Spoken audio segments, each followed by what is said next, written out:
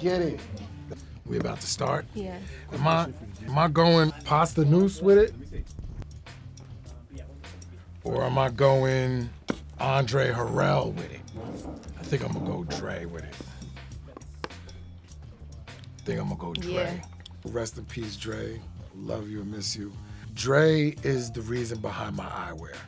When I grew up, I was born with a lazy eye. Yeah. So I had to wear glasses. You needed that to Exactly. Yeah. So when Dre became the president, it was like, oh, nah. He used to call me Uptown. He used to be like, make sure Uptown gets his frames, gets it right, get his optical and going and all. So this is in honor of Dre. The ascot is ode to Dre. This was Dre's brand called Champagne and Bubbles before he passed. It was Champagne and Bubbles by Andre Harrell. Champagne and Bubbles is a vibe. It's the grown and sexy. And Dre used to always tell us, like, yo, just take your time, bro. Preserve your sexy, let it flow. That's where the ascot game comes in. As far as the pocket square and the DB and the suiting and the tuxedo shirt. That comes from, my pops early in the game, and the socks is always something that ties back to the fit. Dang, I got questions already. We ain't even start yet.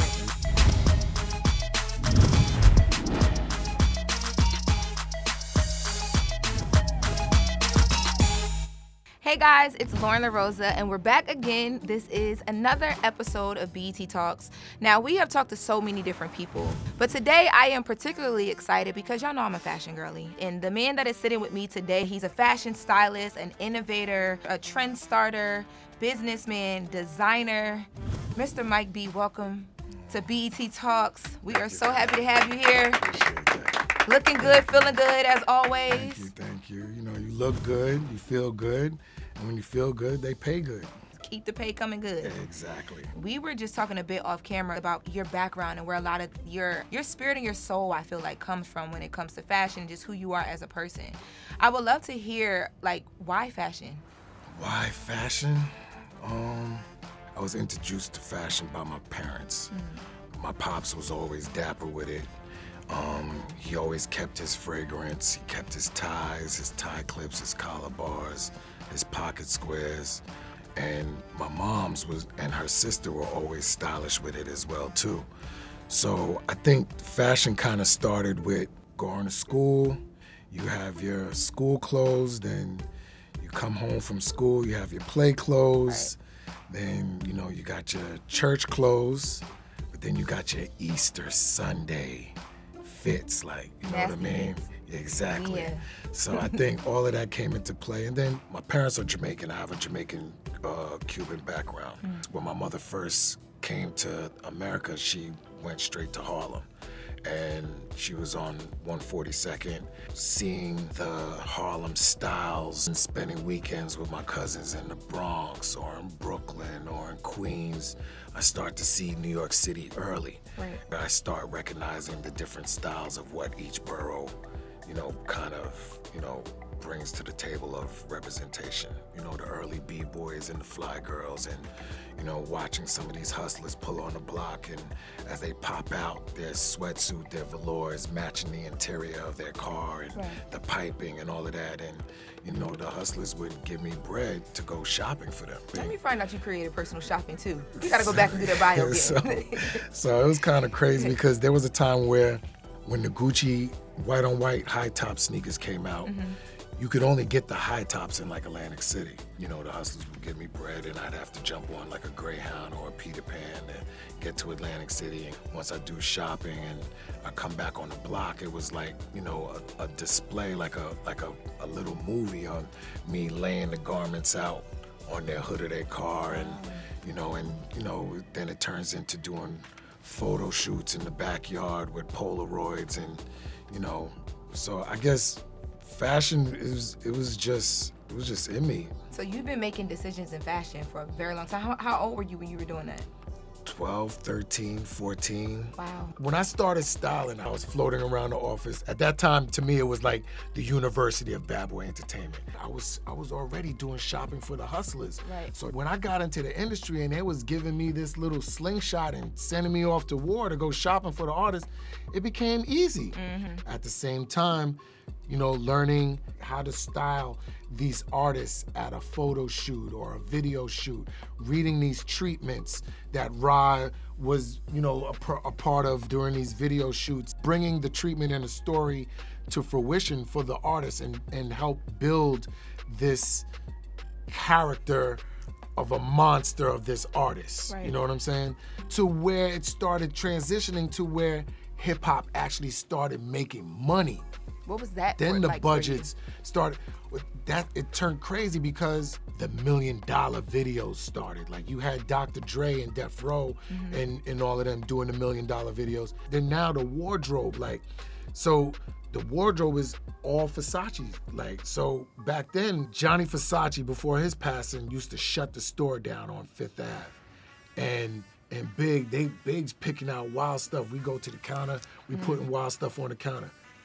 Those brands didn't have Big and Tall. You understand what I'm saying? All these brands that Big was talking about, Donna Karan, Diamonds Glaring, and Mosquito for My Women, and all of that stuff. He's talking about wearing Versace head to toe.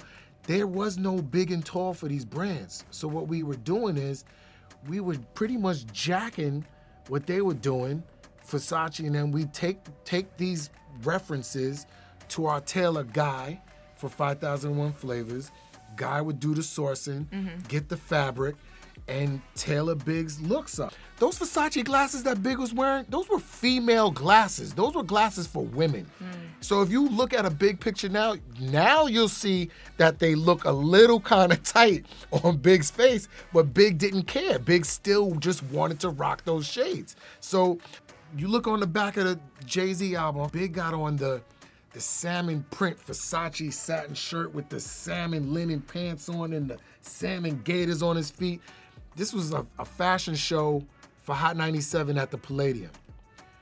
We showed up late because the gear, it's custom, so it didn't get done on time. So we show up in the back of the Palladium to get Big dressed. So we thinking we're gonna go inside and get Big. Big is like, nah. Big got dressed and threw that outfit on in the street, right there on the sidewalk in the back of the Palladium, spliff in one hand, getting dressed, trying to throw this all on. Yo, it was crazy. Nobody knows all of these little things that was happening behind the scene that makes it look like 1.5 by the time it comes out. What I'm hearing you say is like y'all made magic. Y'all made something from nothing every single time. Made big out of small. You know what I mean? But that comes from being from the hood. And that's part of the dandyism. Talk to me about the Harlem Dandy, embodying that, what that means. Talk to me about that era a little bit. Which era? Harlem has so many different layers of the dandy. You can go from Cab Calloway with the Zoot Suits era. You can go with whether it's the black leather pea coats or the waistline leather jackets with the black berets. Now we're talking the Black Power movement with the Panthers. And then, you have the era of the 80s and the early 90s, the Gucci monograms or even the tracksuits. It's not just what you're wearing, it becomes the entire lifestyle of it. Exactly. Right? Yep. During the 80s, a lot of the brands that we were wearing back then were really tennis brands. They were like preppy tennis brands, from Lecoq Sportif to Elise to Lacoste. Back then it was Izod. We take these tennis brands and then we make it ours, right? Just like the low life era. We know what the Ralph Lauren brand represents, but let's be honest, how many of us young black kids was going skiing back then like that? No, you understand what I'm saying? You can't give me the ski today. Right. Cats was coming out with the ski goggles, right? But the ski goggles wasn't just a part of the look. The ski goggles originated from the graffiti artists, because when they're out and they're spraying, they were protecting their eyes. We were taking those styles and accenting it to make it even more bold for a representation of who we were. Right. Dandy is not just throwing on a dress suit and you come outside because you got style and you might have on a pair of wingtip shoes or Spectators on and a fedora. When we get dressed to show our worth, right? Break it's that like down a little bit. you're coming through looking like a king or a queen, and you got your crown tilted to the side with a mean swag to it, and you're just like, you know what I'm saying? Yeah. Dirty Red, when Denzel played Malcolm X, Young Red, and him and Spike was coming through with the zoot suits, like those fits was mean when they was coming through the park and they was doing the toy gun shooting, like, you understand what I'm saying? But So bad when you said, I thought Sexy Red, and just go ahead. Dirty Red. I know, but my mind, and I was like, this is exactly what he talking about. My mind went right to Sexy Red, and that's so bad. It's cool because it's generational. If I would have said Dirty Red, then somebody older than me could have been thinking I'm talking about Red Fox. You understand what I'm saying? So it's all good. Talk about zoo suits. You mentioned those a couple times. Like, talk about zoo suits. So like, the zoo suits break is it down like, for people. it wasn't as fitted. Got you. It was tailored, but it kind of had like if a man is standing in a zoo suit, it kind of looked like a capital V. Right. You know what I'm saying? So you have the dress suit, Right. the normal dress suit that, today it comes to about mid-thigh. The zoot suit might come either right above the knee Got you. or a little after the knee.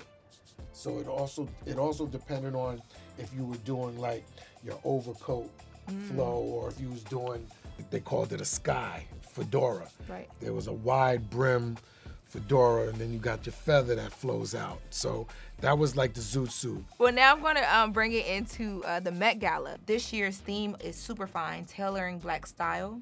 And what we're going to see is, the fine tailored suits, the brooches, you smile a little bit. How you don't like me? Nah, go ahead. I'm listening. I'm listening. I need to know My whole thing is I just hope they get it right. You know what I'm saying? And I feel like every year with the Met Gala, I have no riff with the Met. It is what it is. Anna Wintour, all due respect. But I just feel like a lot of times they have these themes and really nobody follows the theme. Right? And that's what it's supposed to be about. It's not just based upon style, but it's based on being innovative and your creativity and how you're going to execute this theme and bring it to fruition, right? A lot of what's going on right now, I feel like it's a zombie apocalypse of everybody just looking like each other. We called it biting. Like, bruh, I spent a few days putting my fit together, and you really want to come to school the next day rocking the same thing that I got on? Right. Like, you might get smacked up your head for biting somebody's style, right? So back then, it symbolized individuality because that's how you were known. You was like, yo, Tamisha? Tamisha who?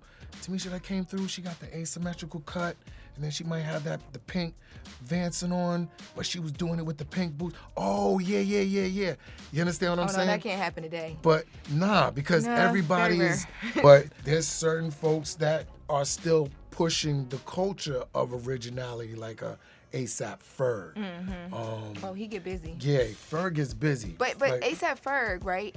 He grew up in it. He was Ferg raised was in it. a absolutely. You know what I mean? Like, his pops was one of the flyest cats in Harlem. His Uncle T that rocks with him was one of the flyest cats in Harlem. Drip didn't drop too far from the tree for Ferg. You know what I'm saying? So I think with the Met Gala this year, my excitement that we talked about earlier is because I feel like I'm sitting here and I'm listening to you tell these stories, and I'm literally being able to envision it, and I see how those styles have come and trickled down. Do you feel like because we've gotten so far removed from a lot of what you're talking about, events like the Met Gala platforming, hey, here's some history, will that help kind of like at least bridge the gap of like all these amazing stories and style moments that you're talking about with where we are today? If they get it. Got you. I would probably say this is the only year that I'm really looking forward just to see it, Me too. see how it plays out. Me too, especially because I think it's not a hard thing to execute at all. Right. So I think we're going to see more people on theme this year. Who are you most looking forward to, like celebrity-wise or rivals to see in this theme? For me, it's Doechii. She does it all the time and a lot just regularly, but I'm looking forward to see how she like ups it because it's the Met Gala and she does it all the time. What about you? I want to see Tiana Taylor rock out. Oh, yes. She's Harlem. Uh-huh. I think she's gonna get it. Right. She always gets it. You know what I'm saying? She always nails it. And as a couple, you know, she's got her new homie with Aaron her, Pierre, that's ish. Mufasa. Yeah. I don't know his name. Fly Eyes. You know what I'm saying? Fly Eyes, Yeah. I like that. So, you know, I'm looking forward to see how they come through as a couple, if they come through as a couple. Yeah. I'm looking forward to seeing how Rocky and Riri come through. I feel like they usually have a moment. Yep. They said Rocky's actually one of the co-chairs this year. Right. He is. I want to see if LeBron is going to nail it. I think Domingo is going to smash it too. Oh, yes. He usually does. He's he got goes his to sleep own in wave this scene. going on Yeah. right now. Pharrell, there's a race car driver kid. Lewis right? Hamilton. Lewis Hamilton.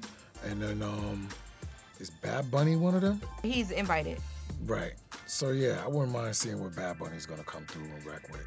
Other than that, I'm like everybody else. I got my bag of popcorn and I'm just gonna be pull up and watching just this watch movie. Yeah, you know what I'm saying? After this conversation, I'm gonna watch the Met Gala a whole different way. Okay, I'm looking for the pulling up. I'm looking for the swag, the dandyism. Like it's gonna be really different after this conversation. First of all, I've learned so much. I'm No, just you learning are. myself. You've So learned a lot. I mean, you've taught me a lot just in sitting in this conversation with you.